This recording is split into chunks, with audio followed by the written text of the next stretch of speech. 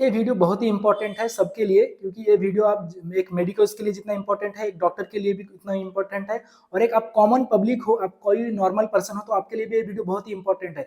क्योंकि इस वीडियो देखने के बाद आप किसी का भी जान बचा सकते हो। सडन पेशेंट गिर गया, अनकॉन्शियस हो गया, तो आपको क्या करना है, आपके पास कुछ ही मिनट है तो आप उसकी जान बचा सकते हो। सबसे पहले क्या करना है, आप पेशेंट को जाइए, पेशेंट को ऐसे बुलाइए, उसको रेस्पॉन्स करिए, उसको ऐसे बुलाना चाहिए, तो आप ठीक हो या फिर आप कैसे हो, क्या हुआ आपको, ऐसे पूछिए। तो अगर वो रिस्पॉन्स कर रहा है तो सही है, अगर वो रिस्पॉन्स नहीं कर रहा है तो आपको उसके बाद क्या करना है, उसका कैरोटिड पल्स देखना है। तो आपको रेडियल पल्स बिल्कुल भी नहीं देखना है, तो आपको कैरोटिड पल्स देखना है। यहाँ पे कैरोटिड पल्स देखने के बाद आपको क्या करना है, उसका चेस्ट मूवमेंट देखना है। चेस्ट मूवमेंट जो होता है, आप जब ब्रीदिंग लेते हो तो वो अप एंड डाउन होता है, तो चेस्ट मूवमेंट देख सकते हो। तो अगर उसका मान लीजिए चेस्ट मूवमेंट नहीं है, पेशेंट अनकॉन्शियस है, कोई भी रेस्पॉन्स नहीं कर रहा है, तो आपको क्या करना है, सडन सीपीआर स्टार्ट करना है।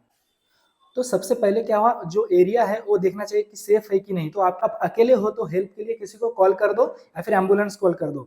तो सीपीआर जब देते हैं तो हम लोग को हाथ के इस हिस्से से देना है। तो हाथ को जो ये एरिया देख रहे हो आप, तो इससे आपको देना है सीपीआर।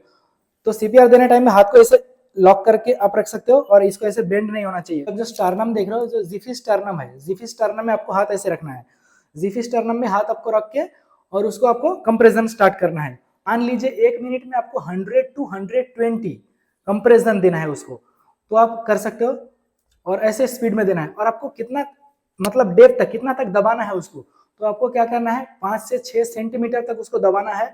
क्योंकि उसी की वजह से इफेक्टिव हाई क्वालिटी आप सीपीआर दे सकते हो। अगर सीपीआर आप अच्छे से नहीं दे रहे तो पेशेंट की जान नहीं फिर सकता है। 30 कंप्रेशन देना है, तो 1 2 3 ऐसे करके आप 30 देना है। 30 देने के बाद आपको 2 रेस्क्यू ब्रेथ देना है। रेस्क्यू ब्रेथ देना है तो आपको माउथ टू माउथ ब्रीथ दे सकते हो, या फिर आप हॉस्पिटल पे हो तो आपको सी टेक्निक से आपको मुंह पे मास्क लगा के आपको 2 ब्रीथ देना है। 1 2 ऐसे दे दिया, 2 रेस्क्यू ब्रेथ दे दिया है। उसके बाद ही फिर से आपको क्या करना है, कंप्रेशन शुरू करना है। तो आपको फिर से 30 कंप्रेशन करना है, फिर 2 रेस्क्यू ब्रेथ देना है। आप जब कंप्रेशन कर रहे हो तो उसकी वजह से, आप जैसे कंप्रेशन कर रहे हो तो चेस्ट को रिकॉइल होना भी बहुत ही जरूरी है। क्योंकि उसकी वजह से क्या है, ब्लड फिर से हार्ट में फील होगा, और आप फिर कंप्रेशन दोगे तो बॉडी में फिर से ब्लड जाएगा।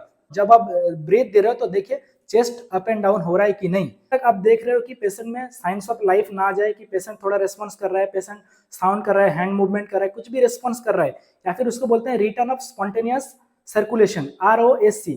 तो तब तक आपको वो करना है। अगर आप हॉस्पिटल पे हो, कहीं पर ड्यूटी पे हो, तो आपके पास डिफिब्रिलेटर मशीन होगा। तो आपको देखना है कि रिदम सॉकेबल है कि नॉन सॉकेबल है। अगर रिदम सॉकेबल है तो आपको शॉक देना है, और शॉक देने के बाद फिर से आपको सीपीआर कंटिन्यू करना है। वीडियो में मैंने जो